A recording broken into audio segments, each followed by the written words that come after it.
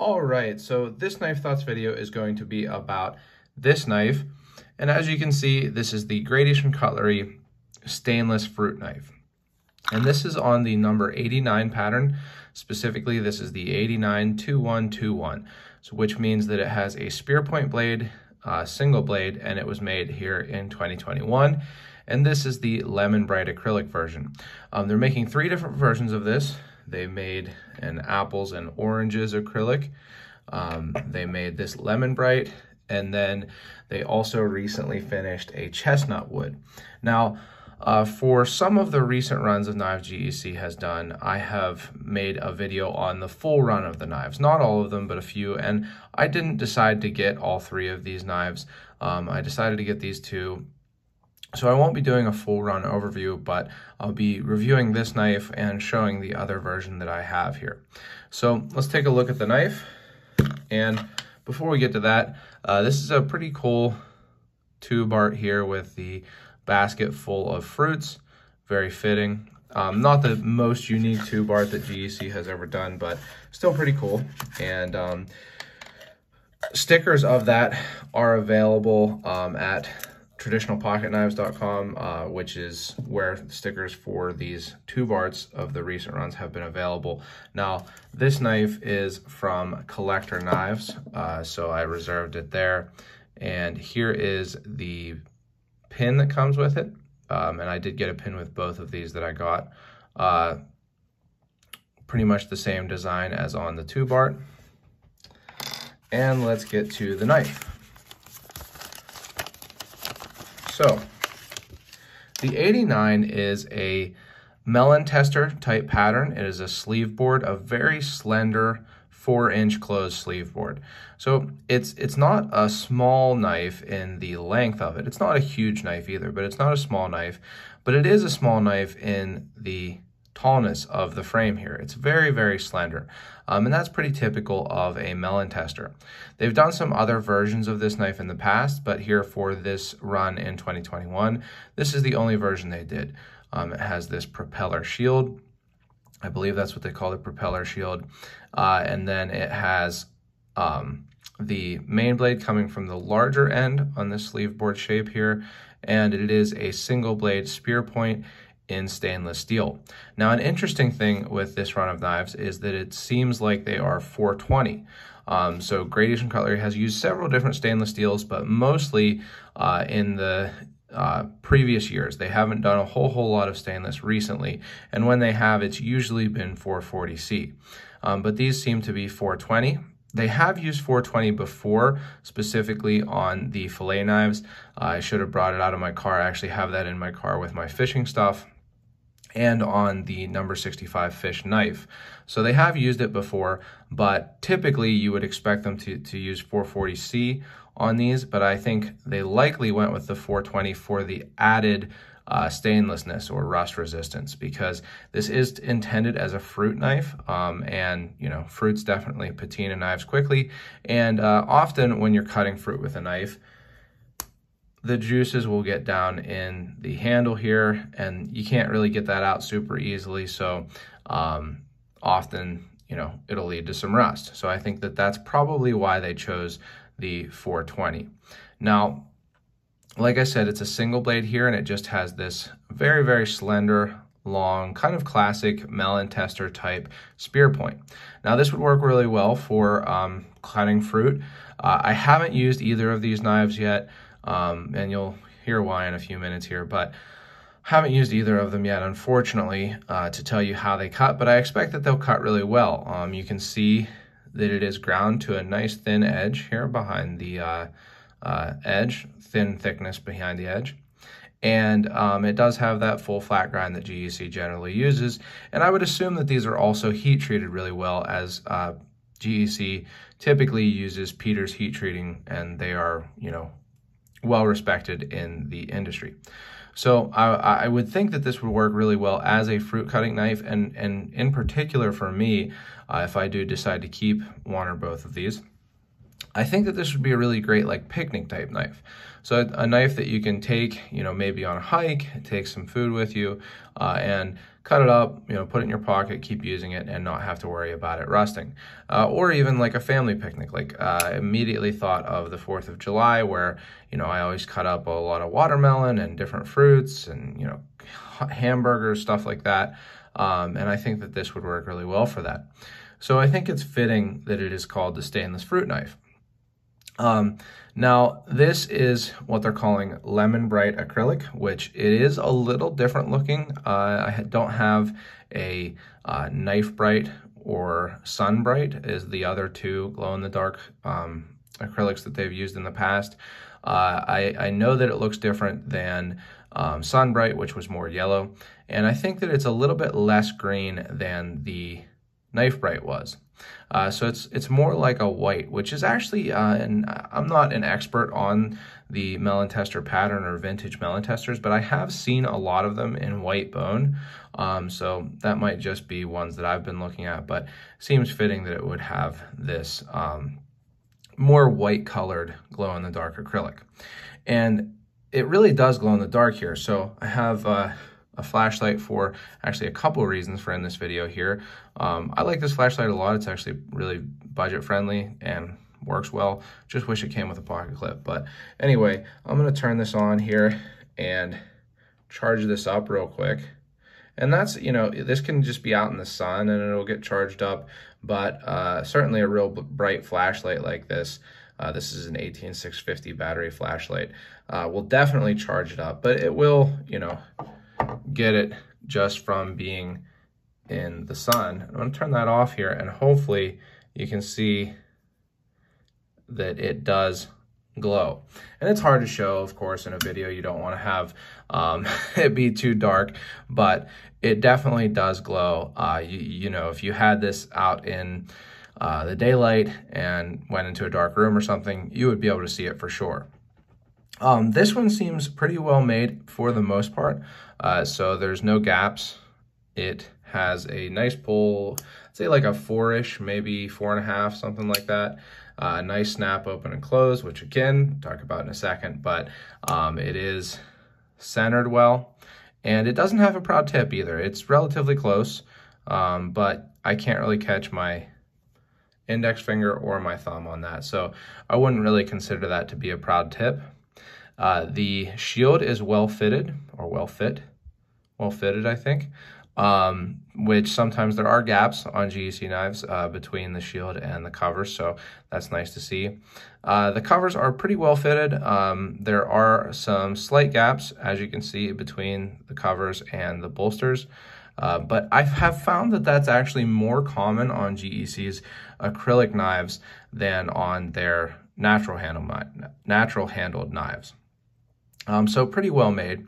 Then I'm going to give you a couple size comparisons here. So here it is next to a Case Sodbuster Junior. So you can see that it is a little bit longer, but much, much thinner, less tall. And then here it is with a GEC number 15, same thing. Then here it is with a Spyderco Endura. Just to give you a comparison if you're more used to modern knives. And then there is a Benchmade Griptilian, large size. So it is, not a short knife, but it is a very slender knife. And I think that it would carry well in the pocket at this size while still being very capable for its intended usage. So it's a pretty cool little knife. But unfortunately, it does have an issue, and an issue that I've seen on maybe all of the knives on this number 89 pattern that I've seen from Grady's Cutlery. I had one other from a previous run that was a different kind of setup, but still had this long main blade. And then I do have this apples and oranges version. And what that is that because of this extremely slender frame, and also I think in part because the smaller end is the end where the tip sits, it's going to either have a proud tip, so the tip is going to set above the frame so that it can be caught with your finger, or it's going to have blade wrap. And what that means, I know a lot of people aren't familiar with that term, especially because this is one of those one of the knives from Great Asian Cutlery that has been the most available, the easiest to get out of a lot of runs, like the last whoever knows how many runs. These knives have sometimes been sitting on dealers, sites for hours even, at least, more minutes than normal. So it might be something that's more accessible to people who are coming in from modern knives or who are just not familiar with those types of terms. So what blade wrap is these slip joint knives have spring pressure, spring tension, that because of the shape of the tang, pulls the blade closed like so. And now I let it close of its own spring, pressure, spring tension, which is how I generally close them. What that can do is, because this spring is not set, it will move, right? When this kick swings down and hits that spring, one of two different things can happen. Either it can not move that spring and the blade is just bigger than it should be and hits this back spring. So that's what happens there. The edge of the knife will hit the back spring and flatten the edge and cause edge damage. Sometimes it can also be because there's a big bump where this spring pin is. Not really the case here on these as much, but it is sometimes something that exacerbates blade wrap. And then the other reason is that this kick could hit that spring and actually kind of push it down slightly so that the blade continues farther in its path than it should and hits the back spring. So either the blade is just a little bigger than it should be, or it actually, the momentum of the blade closing pushes that spring. And I'm not going to push it hard enough here that it hits the back spring right now, but I want to show you what that would look like. So if you just press this blade down, I hope you can see right here, it moves that back spring, and that's how that happens.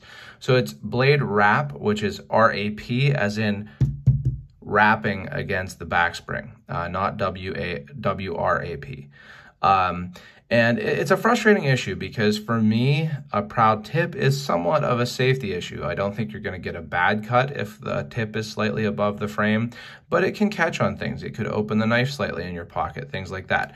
Highly unlikely for sure, but a possibility that I don't like to have on a brand new knife. And then the other end is, which is the blade wrap, is that it causes damage to the knife. It makes the knife not function as well. And a lot of people, when I talk about blade wrap, say, oh, it's not a real issue. Pretty much everybody sharpens their knives when they get them anyway.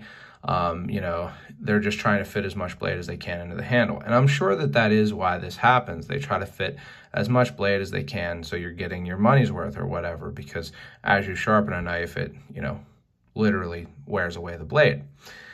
That's probably the case, but I completely disagree and really don't think I can be convinced otherwise that it's not a defect for a knife to come from the factory and its own spring pressure closes it in a way that causes edge damage. Because one, I'm not convinced that most people sharpen their knives before they use them when they first get them. I think most people want to be able to buy a knife and put it in their pocket and use it without any damage to its function.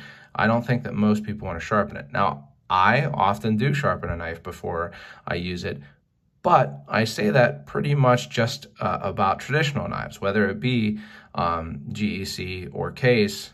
And to be honest with you, usually not Rough Rider. Sometimes the Rough Riders will have a burr on them, but usually Rough Riders are good to go, whereas not as much the case on GEC and case. So sometimes, often I do sharpen them, but I don't think you should have to. I think that the knife should come without damage to its functioning part. And the functioning part, the most important part, is the blade, and really in particular the edge. If the edge gets damaged, where the edge is flattened due to hitting that spring, then it's just not going to cut as well. Now, will you notice a difference if you're cutting fruit? Probably not. Will you notice a difference if you're cutting paper or maybe cardboard or something like that? Likely you will. And, it's not the worst thing that you can have. Certainly, There are worse issues, but I think that it is a defect.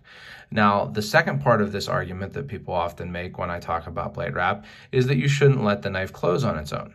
So what they mean by that is instead of letting it close of its own design and function, like so, you should gently close it. And it's often framed in a way of like, my grandpa always told me that you should close a knife easy like that, and you know, you're just not respecting the tool and stuff like that. And I'm sure when people, there are going to be people who listen to me saying this think I'm being a young whippersnapper and I'm, you know, indicative of my generation and things like that. But I just don't think that you should have to do that. I think that GEC makes these knives so that they can be used. They make them to heirloom quality and so that they are obviously highly collectible, but they're made to be used. Believe me, if you talk to Bill Howard, he intends these knives to be used. And I think that if you're going to use a knife, if you're legitimately using this knife as your knife that you use to carry and cut things that need to be cut, you're not going to want to gently, you know, really make sure that it doesn't get any momentum while it's closing. Oh, hopefully it didn't get any blade wrap there. You're not going to want to do that. And that's, you know, I'm being a little bit extreme and a little bit over the top about that. Certainly you can just do this and it'll usually not have blade wrap. But there are times where I'm cutting something, I'm holding that thing in my hand, I cut it, I need to keep holding it, and I want to be able to close a knife by pushing the blade against my leg or something like that. And I think you should be able to do that without damaging the edge. Now, that said, this is not something that is only an issue on this knife from GEC or only an issue on GEC knives. So this happens on a lot of knives that are slender. So for example, the number 13, I've had at least 3 number 13 pattern knives from GEC, and they have all either had blade wrap or a proud tip, and I think they all had both, but they definitely all either had one or the other. And it's something where you might have to sharpen it quite a bit to get rid of that blade wrap, which I did on this one. Another one is the 65, a very, very slender, long-handled knife. I love this knife. I actually love the office knife also, but I love this knife. It was a gift from my dad, but it does have blade wrap, and I have sharpened this knife over and over again, so much so that it changed the blade shape. Actually, Bill Howard sharpened this knife to try to get rid of the blade shape one time, or blade wrap one time, and it still gets blade wrap when you let it close of its own, you know, strength. So I don't anymore on this one, but that's mostly because this is honestly more of a sentimental piece than a user at this point. And like I said, it's not only GECs. I have had several case knives, and to be honest, a higher percentage. Now, that said, I don't buy or see nearly as many case knives as I do Great Eastern Cutlery. I mean, by an order of magnitude, but a higher percentage of the case knives I've gotten have had blade wrap. This knife had blade wrap when I got it. Now, it's not a surprise to me because that main blade sits very, very, very, very deep in the handle. And you can see that it is a little different shape. A lot of times people criticize case for not, you know, putting as much blade as they can, but that's neither here nor there on this one because it still had blade wrap. Now, not on this blade sits really high actually. Another knife here from case that had blade wrap was this knife. So maybe because it is a small knife, I'm not 100% sure, but it did have blade wrap near the tip. So something I had to sharpen out, and you can sharpen it out, but I just don't think you should have to. Now, I haven't had a whole lot of Rough Rider knives that have had blade wrap, just to kind of bring that up, but people have complained about that, particularly on the Rough Rider Reserve knives. And an interesting fix that can be done for that is putting a stop pin in. Now, this is an A.G. Russell knife, and it has a stop pin, as you can see in there, so that when you close this knife, the kick is not hitting against the back spring, which again can move due to the momentum and the force of the kick hitting the spring. That pin won't move, so this knife shouldn't really ever have blade wrap. And for the second batch of Rough Rider Reserve knives, they did add that. Now, I don't know if it's really something that they could do without changing the whole production process on GEC knives. So I'm not requesting that. It's just, I wanted to talk about it on this because I have seen several people report blade wrap, and I've had blade wrap on, I believe, every knife on this pattern from GEC. So let's get this knife out. Now, this is actually the second of these apples and oranges acrylic version that I had. I really wanted to like these knives because GEC hasn't made stainless knives much recently. And so I wanted to have one of these to carry and use. And I still might sharpen, you know, the blade wrap out of one of these and just hope that it doesn't come back. But I got a second one of these because the first one had a proud tip. Now, the first one, I don't think it did have blade wrap. It might have, but I'm not sure. I think that it just had the proud tip. This one, though, I didn't think it had a proud tip or blade wrap, but someone pointed out in the video that there was a flat spot on the edge, which I hadn't noticed. And I'm going to show you that on both of these knives now. So we'll get this flashlight out again, and hopefully it will... Yep, there you see it. So you see the difference there, right? I'm gonna set it so that it's right on that pin. You can see that it has that flat spot where it's reflective. So that's not very bad blade wrap, to be honest with you. So much so that I don't really feel it, but I have found some knives where because they come from the factory with a little bit rougher edge, after you sharpen it to a little bit of a finer edge, the blade wrap actually becomes worse until you sharpen it enough times that it no longer has blade wrap. So this one does have blade wrap, and I'll show you that on this knife also. Now, speaking of that, this is one way to check for blade wrap. The other way that you saw here was you can feel for it. And on this knife, I can kind of feel for it here. Not a whole lot. Again, it's not extreme blade wrap, but a little bit more than on the other one. So you can feel with your nail just to feel the difference. It'll feel rougher or just duller feeling. The other way is to just, you know, get it so that it's reflecting the light. And again, here you can see that right there. There's that blade wrap, and it's in pretty much the same place. Now, a third way that you can check for this, if you need to, on your knife, is you can look inside the knife and see if there are any spots on the back spring where there's a line. And this one is very faint, but right there, you can see a slight line. And that is where that blade wrap is happening. And again, it's pretty slight on this one. There are definitely, I've had knives with much worse examples of blade wrap. But it's something that you can check for in those three different ways. Now again, I think that this is a cool knife, and I really did want to like it and keep it. And it's one of those things where I bought a couple of them trying to get one that would not have these issues. But, you know, it's something to be aware of. I'm not telling you that you shouldn't get one of these. I'm telling you that you should be aware that it is likely to either have a proud tip or blade wrap just due to the nature of the design. Again, still might be a great knife for you. Certainly could be a great collector knife if you are careful about opening and closing it. But I'm not sure if it's a knife that I am going to keep for the use I intended, which is to use it as like a picnic knife. Kind of like a folding paring knife. You might think of what I intended for this knife. So I really like this glow-in-the-dark handle. I'm hoping and kind of guessing that they'll have some special factory assembly knives at the Rendezvous here in June in this handle material. I'm hoping so, and I'm excited about that. And I do like this apples and oranges acrylic. It's just kind of pretty cool looking. It does look like apple color and orange color. Kind of wish that there was like a white or maybe even green line instead of the black, but still pretty cool looking. I wasn't a huge fan of the wood covers that they did on these knives, so I didn't get one.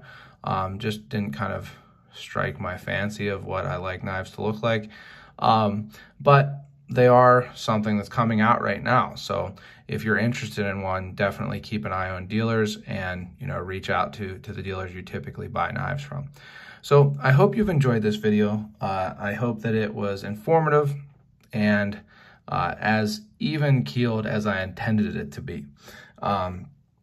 If so, if you enjoyed it, don't forget to hit the thumbs up and subscribe to my channel, and you can hit the bell for notifications so you know when I post new videos. Also, I wanted to mention here that I have some shirts available on my website, knifethoughts.com. In fact, you can go to knifethoughts.com/shop that are Way North Cutlery shirts. So if you're familiar with Charlie Campagna, he has his brand Way North Cutlery. I'm selling some shirts to kind of keep the excitement going for Way North Cutlery, and also some of the revenue will be given to Charlie and Way North. So check those out, and as always, last but not least, don't forget to go out and do good.